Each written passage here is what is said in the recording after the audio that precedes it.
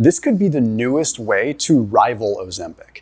Truly, from a natural perspective, RS3 starches, retrograded starches, resist digestion, which means that they trigger a potent release of GLP-1. Now, it's not going to be the same as taking an Ozempic or Wegovy injection, but we're working along a pathway from a natural perspective that is extremely potent. Now, you have things like allulose, you have things that do this, but we're seeing evidence now that retrograded starches, these are things like potatoes that have been heated and then cooled and then heated again at a lower temperature, can have profound effects on not only intestinal gluconeogenesis, which has a huge impact on fat loss, but also GLP-1 release. So we're gonna talk about all of this. After today's video, I put a link down below for another thing that's really important for energy and also weight loss, and that's creatine monohydrate. So that is a 50% off discount link for Create's creatine stick packs. They're sweetened with monk fruit, no sugar. You can add them to a water bottle. You can sip on it throughout the day.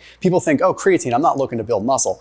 Remember, we create ATP in all of our organs, pancreas, liver. It helps energetic function overall. So if you're worried about metabolic health and you're trying to improve metabolic health, do not overlook creatine. It's not just about body composition. It is about cellular function and energy metabolism and just energy manufacturing in the first place. So 50% off discount link with no sugar, just straight up monk fruit and creatine and some awesome flavors. That link down below in the top line of the description. So I'm gonna start with a study that was published in Critical Reviews in Food Science.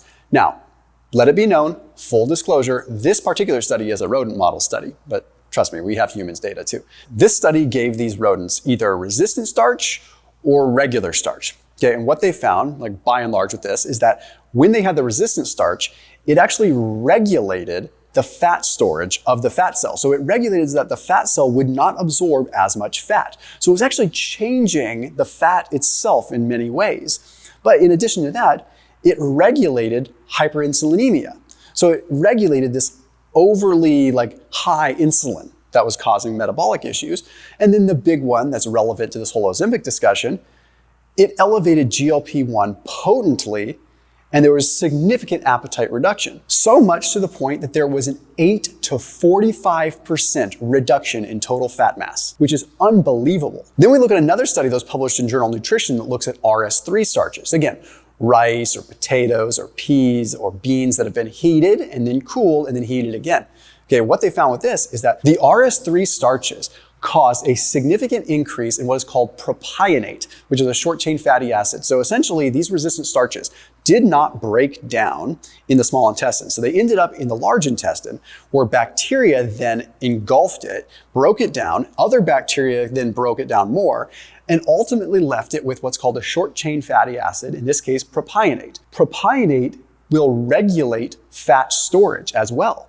So that is probably the main mechanism from the other study as to why the fat cell was actually able to go through what's called fatty acid flux, okay, where fat can move in and out of a cell a little bit easier and ultimately not just store and sometimes lead to fat cell necrosis where the fat cell dies. Long story short, healthier fat mobilization and a healthier fat cell altogether. But there was also a potent increase in humans in intestinal gluconeogenesis. This is where the cells are essentially turning over fuel and able to empower the cell a little bit more within the intestines itself. This is highly energy demanding, which can burn calories, but it also has a huge effect on appetite and a huge effect on overall fat storage in general, not to mention glucose metabolism. Now, one of the things that people forget is that Ozempic and GLP-1 receptor agonists, yeah, they help you lose weight, but really they are glucose modulators and insulin modulators. They help glucose and insulin homeostasis. So check out this study. This was 31 randomized controlled trials in a meta-analysis looking at resistant starches. This study ultimately found that when resistant starches were added, there were not just noticeable, but significant and statistically significant and beyond reductions in glucose postprandially, and also lower insulin levels chronically. So adding resistant starches to the diet made this huge effect. Guys, I am telling you, the appetite suppression that comes from a resistant starch is like no other. You are literally evading digestion.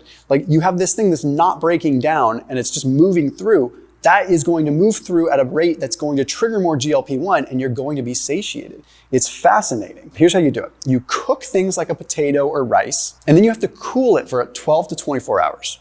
You can reheat it again and it will still retain its retrograded starch capabilities, or components, I should say, attributes, but you have to reheat it slowly. So low temperature microwave or little like 15-second pulses at a time, so you're not just like torching it to a high heat, because then the glucose molecules stay packed together. But if you heat too much, then they expand and you end up with what's called amylose versus amylopectin, where the enzymes can get in there and they can just actually digest that sugar. So it's really important that you go about it this particular way. Now, some of my favorite ones to do are actually peas. For example, peas, you can start out by heating them, cooking them, cooling them, and then you can either eat them cool or you could reheat them slowly and get a tremendous benefit. But one of the ones that people don't seem to think about a lot are tortillas. So corn is a starch, but corn can easily become a retrograded starch. So if you have like a corn tortilla or even a regular tortilla if you eat wheat, you could heat that up, then you could cool it down, and then you could heat it up again just at a low temperature. It needs to be below about 140 degrees. So you could put it on a stovetop for just a little bit. You could put it in the microwave for just a little bit. You're just gonna slowly warm it up. This is one of the things that you would never know that it is a heated, cooled, and reheated tortilla. It's gonna taste the exact same. And here's the real catch. Each time that you heat it and cool it and reheat it again, you get more and more resistant starch benefit.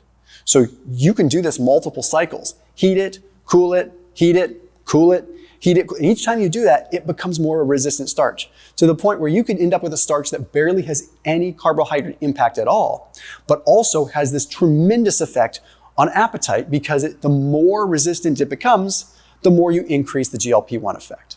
So as always, keep it locked in here on my channel. See you tomorrow.